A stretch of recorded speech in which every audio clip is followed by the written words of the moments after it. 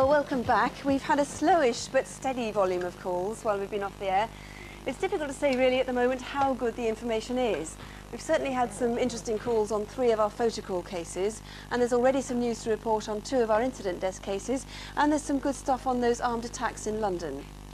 Mixed response on the first one. Let's start with the tragic death of a father. He was getting ready to take his daughter to school.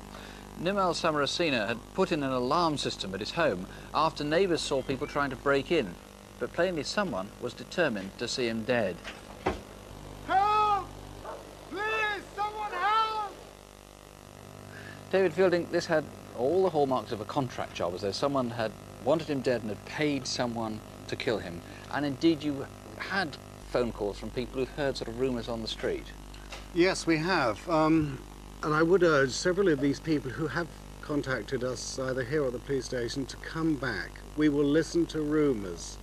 We are prepared to meet anyone, anywhere, to hear what they have to say.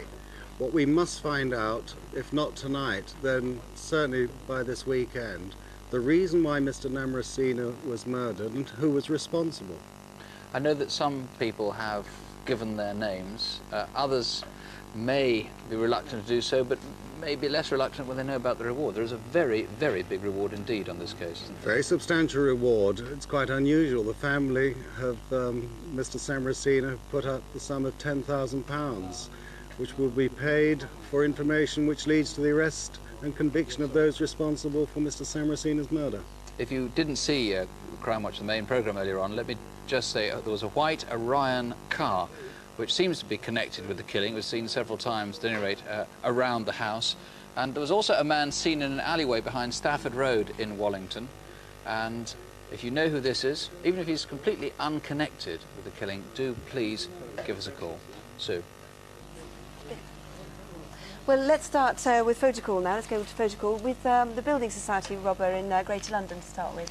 Yes, unfortunately not very encouraging. Only half a dozen calls, some of which do suggest names, but we need to know, if you know this man, where is he now? Please call. And secondly, IPEC and Eric Saunders, who wanted a connection with a series of deceptions. Yes, terrific response. Over 50 calls, including members of both families have called, giving addresses both here and abroad for both of them.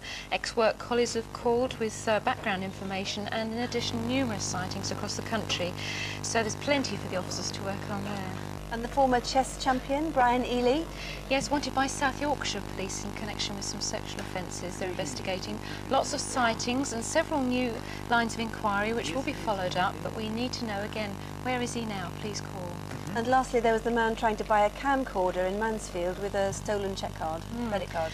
Again, very good response. Over 30 calls to the studio, and good quality too. 8 callers have suggested the same name, and a large proportion give the area in which he can be found. Also, information is being collated on his associates, and these are being followed up as we speak. So, good news. Thank you, Jack.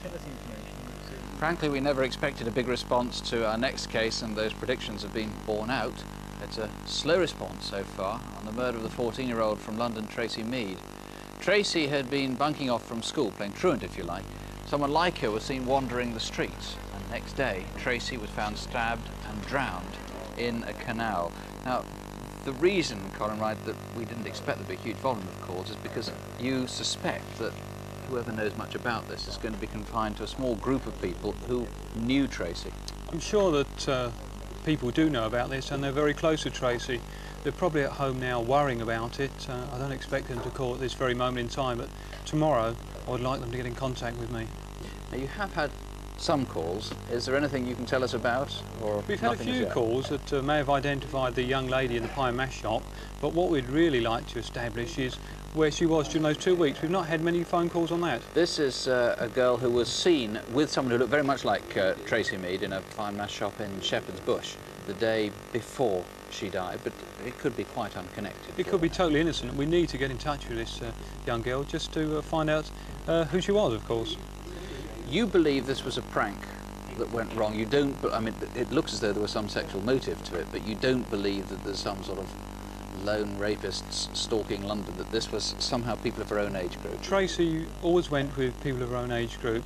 She would have gone to that place with other people. I believe that probably what started off as a prank ended up in a terrible disaster. Well, if you're a friend of Tracy, now's the time to really be a friend, please call. Either tonight or just in the next day or two, but please make sure you call. Sue. Well, next to our appeal on a stack of stolen property, we had some younger guests in the studio earlier today modelling identical clothes to those stolen from a shop in Greenwich Market. And we've had a fairly good response. A couple of callers have spotted these clothes on market stalls with a distinctive label ME on them. And we've had just one call on the 18th and 19th century picture frames. Now, these are worth £70,000 altogether. They're very valuable, so if you recognise them, please do call. We've had just a few calls on the towels. These towels were destined for Marks and Spencer's and never got there. They look a bit like blankets, but they're very distinctive towels, the first batch ever to reach this country. If you recognise these, please call us. Most of the calls we've had on this have been on these Wrangler t-shirts, which seem to have been very quickly distributed all over the country. Several market stall holders, once again, have called, noticing the words "Made in Egypt" on the labels. Again, this was the first batch ever. Finally, on the silverware and the miniatures, again, just a very few calls on these. So do you recognise the Elliott family crest? Please do call us if you recognise any silverware with this crest on it, or indeed if you've seen any of these items tonight. Stacks of information come in on incident desk. David, let's start with the murder of Jim Morrison, who was the constable stabbed as he was chasing a robber through Covent Garden in London last December. Tragic case, Nick, but I think we've made a big step forward. We looked for the owner of this makeup and we think we've now found her. This makeup, let me say, all this was in the handbag that was recovered and didn't belong to the woman who owned the handbag, so it was... That's right. Something else stolen that night. That's right, and we now are pretty sure, in fact almost certain, that it was stolen just a few minutes before the attack at the Maple Leaf Public House in Maiden Lane in the West End.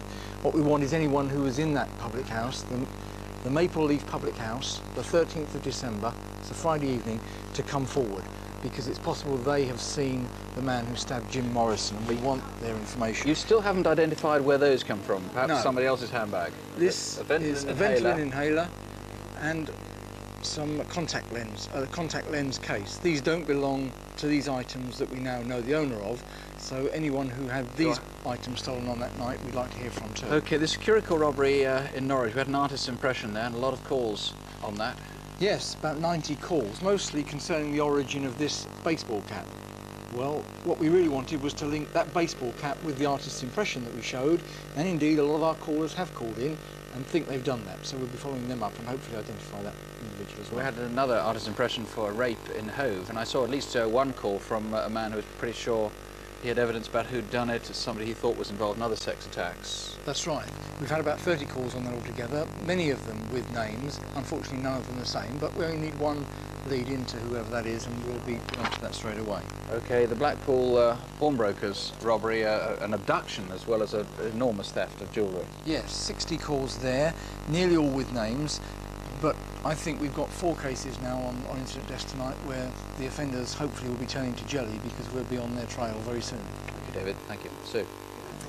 Well, now to those terrifying attacks in London. There have been 7 now in as many weeks. The most recent was only last Friday, and police are quite sure these men are going to attack again.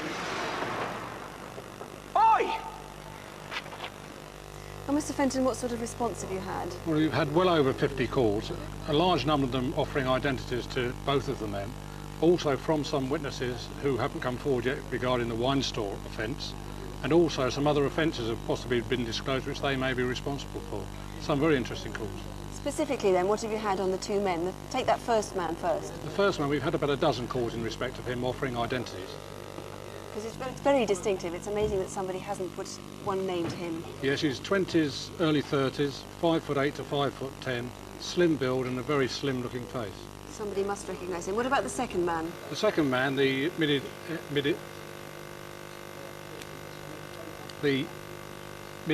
Moroccan-looking man, sorry, of mixed race. We've also had about 12 calls in respect of him, again offering identities, and some calls offering possible places where he may be. Very important. We need some calls on that BMW. The robbers still have the BMW, the registration number E547JJM. If somebody can find that, then the robbers are presumably at the moment quite close by. Yes, they've still got that. They used it in offence only last Friday. So if you can spot that, I know you do feel there's a lot of urgency in this case. Yes, I think they're desperado types, and I think they will keep going until we stop them. As I said, there have been 7 attacks in as many weeks. Please do call if you know something. Well, that's it so far, and the lines, in fact, will be closing in about 25 minutes' time. But we'll give you local numbers in a moment. They're on CFAX, incidentally, on page 626, if you've got CFAX facility. Sometimes the best calls come into incident rooms, of course, several days after the programme. So with any luck, we'll have a great deal more to tell you in a month from now. Meantime, don't have nightmares, do sleep well. Good night. Good night.